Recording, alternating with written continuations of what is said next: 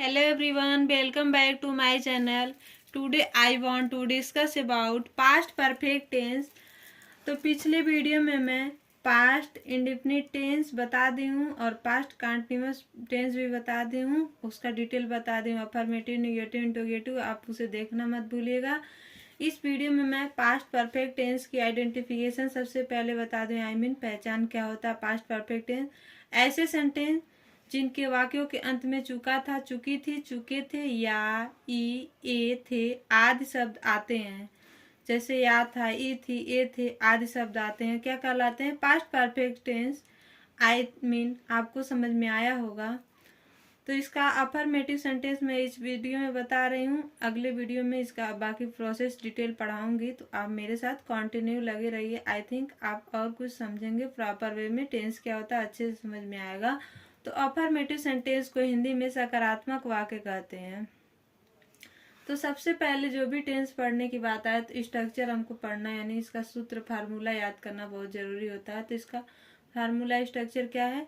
Subject plus helping verb plus verb का third form plus object. Structure आप जरूर याद कर लीजिएगा। स्ट्रक्चर याद करेंगे तो आपको सेंटेंस बनाना इजली आ जाएगा। हिंदी से English translation, English to Hindi आपको इजली आ जाएगा। तो लेट्स स्टार्ट। एग्जाम्पल नंबर 1, वह विद्यालय जा चुका था। He had gone to school. He हमारा क्या है? Subject, had helping verb, gone verb का थर्ड फॉर्म ही इसमें लगेगा। एक बात और ध्यान दीजिए, और हेल्पिंग वर्ब में ओनली हैड लगेगा, तो डाउट मत रखिएगा। पास्ट टेंस की जब भी बात की जाए तो हेल्पिंग में हैड लगेगा और वर्ब का थर्ड फॉर्म ही लगेगा, सब में लगेगा। तो वह विद्यालय जा चुका था। He had gone to school. He हमारा क्या है? Subject, had helping verb, gone verb का third form, to school object. Example number 2, मैं फूल तोड़ चुका था।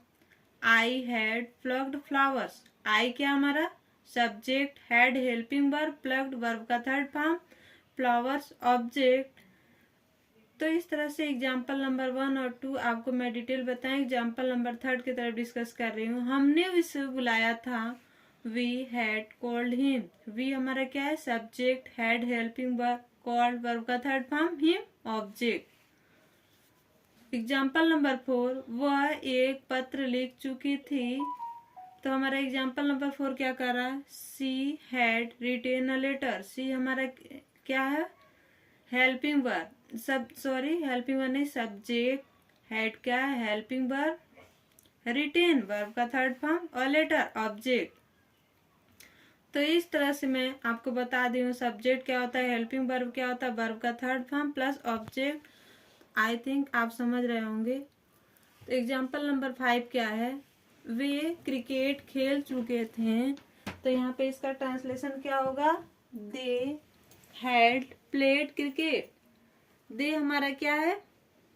Subject, had helping verb, played verb का थर्ड फॉर्म, क्रिकेट क्या है? ऑब्जेक्ट। यानी वो क्या खेल चुके थे, अगर क्वेश्चन किया जाए वे क्रिकेट खेल चुके थे, तो क्रिकेट हमारा क्या है? ऑब्जेक्ट। एग्जाम्पल नंबर 6, ट्रेन जा चुकी थी। The train had gone. Train हमारा क्या हो गया? Subject, helping verb, had, no doubt. जब भी पास्ट टेंस की बात की जाए हेल्पिंग वर्ब हैड ही लगेगा, वर्ब का थर्ड फॉर्म लगेगा। तो आई थिंक आप समझे होंगे, the train had gone. Example number 7 and last example, हम कपड़े खरीद लिए थे। यानी पास्ट की बात कर रही है कि हम कपड़े खरीद लिए थे। तो इसका ट्रांसलेशन क्या होगा? We had purchased clothes. We हमारा क्या है? सब्जेक्ट, हैड क्या है? हेल्पिंग वर्ब, वर्ब का third form, purchased. Purchase means खरीदना, परचेस्ड मीन्स खरीद लिए थे, यानी वर्ब का थर्ड फॉर्म, क्लोथेज यानी हम कपड़े खरीद लिए थे। क्लोथेज यानी हम कपड़े खरीद लिए थे बहुत सारे। आई थिंक आपको समझ में आया होगा।